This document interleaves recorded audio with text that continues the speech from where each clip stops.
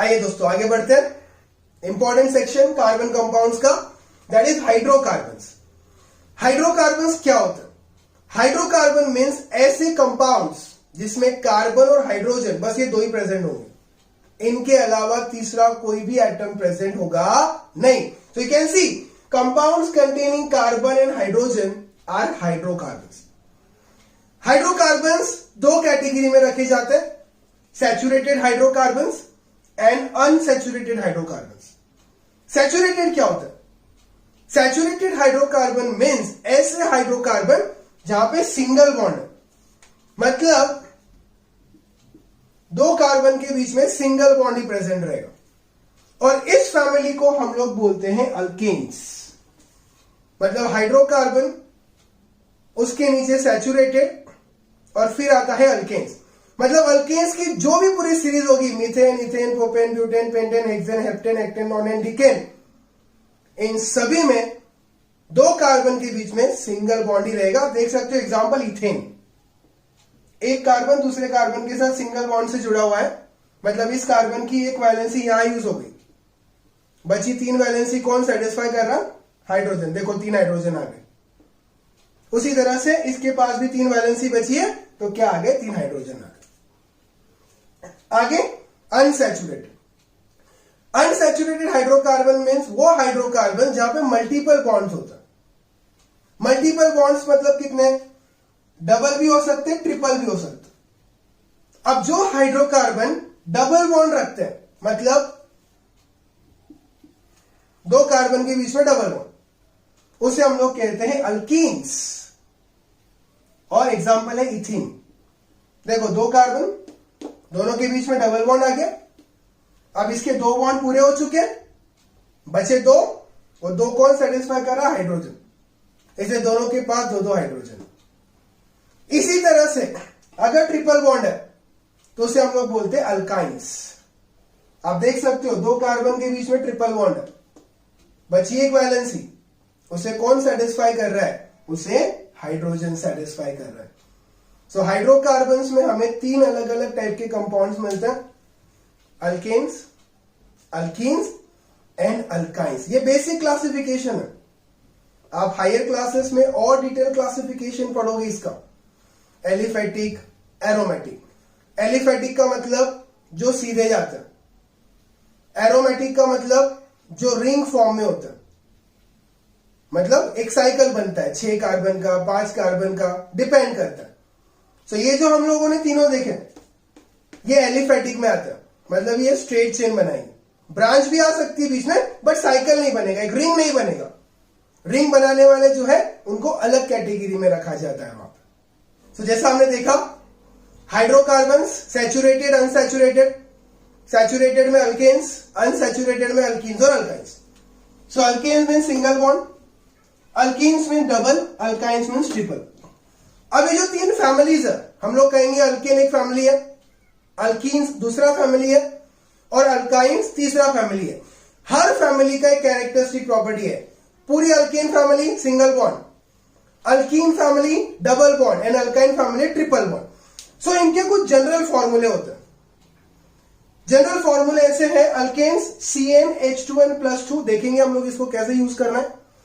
इसी तरह से अल्कीन्स के लिए है CnH2n, और अल्काइंस के लिए है CnH2n-2।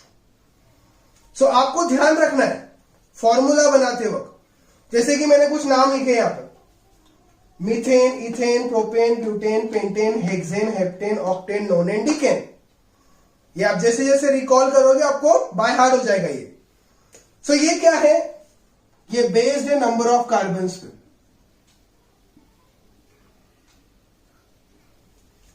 एक कार्बन मतलब methane, 2 ethane, 3 propane, 4 butane, 5 pentane, इस तरह से पूरी सीरीज है। अब अगर ये तो खैर अल्केन फैमिली की नाम है, अल्कीन के लिए क्या आएगा? अल्कीन के लिए पहला आएगा नहीं, बिकॉज कम से कम दो चाहिए डबल बॉन्ड, सॉरी दो कार्बन, उनके बीच में एक डबल बॉन्ड। सो शुरुआत होगी यहां से, ethene, propene, butene, pentene, hexene, इस तरीके से। इसी तरह से अल्काइंस के लिए इथाइन, प्रोपाइन, ब्यूटाइन, पेंटाइन, इस तरीके से। सो जैसे अगर हम ये फॉर्मूला लेते हैं, नंबर ऑफ कार्बन 1 है, मतलब सी आ गया। एन की जगह पे 1 पुट करना है, 2 1 2 + 2 4, CH4। नेक्स्ट सी की जगह पे 2, C2, 2 2 4, 4 + 2 6, H6। आगे C3 H8, C4 H10, C5 H12, C6 H14, C7 H16, C8 H18, C9 H20, C10 H22। ये काम है इस फॉर्मूले का। अगर हम इसके लिए बनाना चाहे तो जैसे हमारे पास इथीन आता है, ई मतलब 2 कार्बन, C2 2 2 4, H4। प्रोपीन मतलब 3, C3 3 2 6। डबल करने आपको, तो आपको ये इनिशियल्स याद रखना है, जिससे हम लोग कोई भी नंबर का फॉर्मूला काफी इजीली बना सकते हैं। फॉर्मूला आ गया मतलब आगे फिर केमिकल प्रॉपर्टीज और फिजिकल प्रॉपर्टीज को पढ़ना काफी आसान हो जाता है। तो आपको ये लॉजिक याद रखना है दोस्तों। Methane, ethane, propane, butane, pentane, hexane, heptane, octane, non, decane 2-3 बार रिवाइज करोगे, काफी इजीली आपको लर्न हो जाएगा। यहां पे हाइड्रोकार्बन्स में आगे और 3 कैटेगरीज आती है जब हम लोग उसके स्ट्रक्चर्स को पढ़ते हैं। दोस्तों ये थोड़ा ध्यान से समझ लेना, बिकॉज काफी बार काफी सारे बच्चे कंफ्यूज हो जाते हैं कि सर ये आया कैसे। हम लोग एक अलग वीडियो बनाएंगे नोमेनक्लेचर के ऊपर, जो काफी इंपॉर्टेंट टॉपिक है, और उसे अलग से पढ़ेंगे कि कंपाउंड्स को नाम कैसे देना है। यहां पे आप बस ये समझ लो कि ये स्ट्रक्चर्स कैसे आते हैं। So open chain, open chain मतलब खुला, जहां पे कार्बन सीधा ही रहेगा हमेशा, मतलब LHS से RHS। एग्जाम्पल लेते हैं, सपोज हम लोगों ने एग्जाम्पल ले लिया हेक्सेन। अब हम इस हेक्सेन के लिए ये सारे स्ट्रक्चर्स बनाएंगे, मतलब आपको एक आइडिया आ जाएगी। सो अगर मुझे ओपन चेन बनाना है हेक्सेन का, सो मैं क्या करूंगा, 6 कार्बन हम लोग सीधे रख देंगे, 1 2 3 4 5 और 6। ये 6 के 6 सीधे आ गए, दिस इज ओपन चेन। इसके कितने बॉन्ड्स कंप्लीट हुए, 1, बचे कितने, 3 हाइड्रोजन दे दो इसको। इसके कितने कंप्लीट हुए, 2, बचे 2।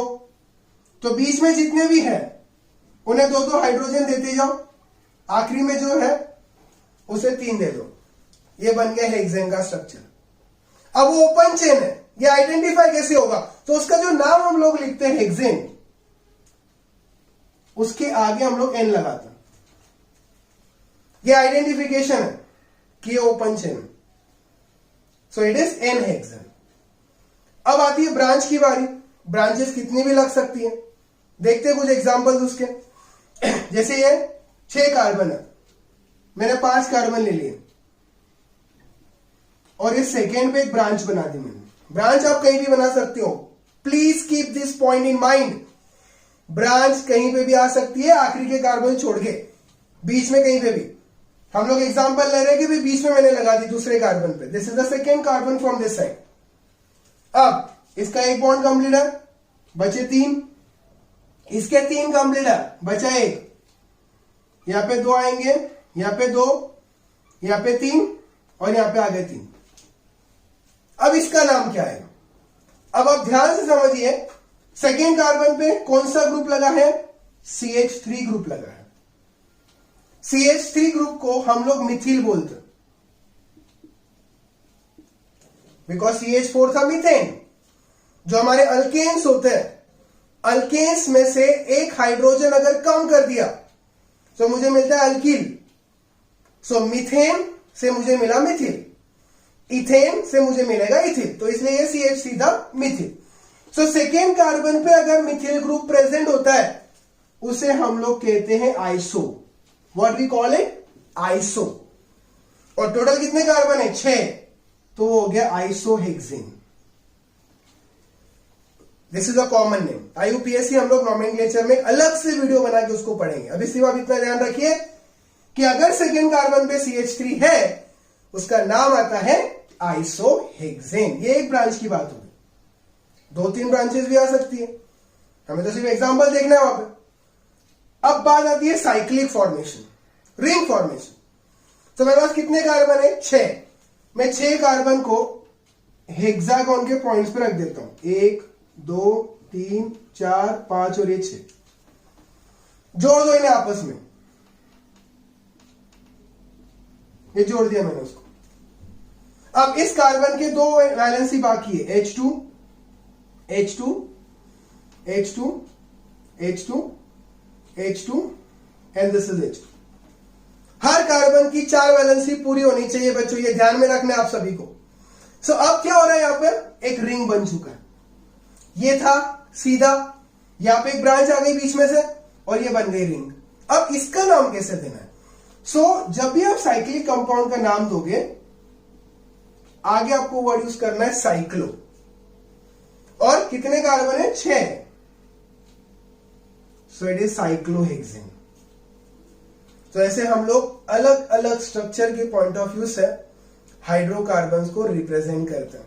आप समझ सकते हो, एक ही है, 3 अलग अलग स्ट्रक्चर्स, तो कितने सारे कंपाउंड्स कार्बन हमें बना के देता है वहां पर।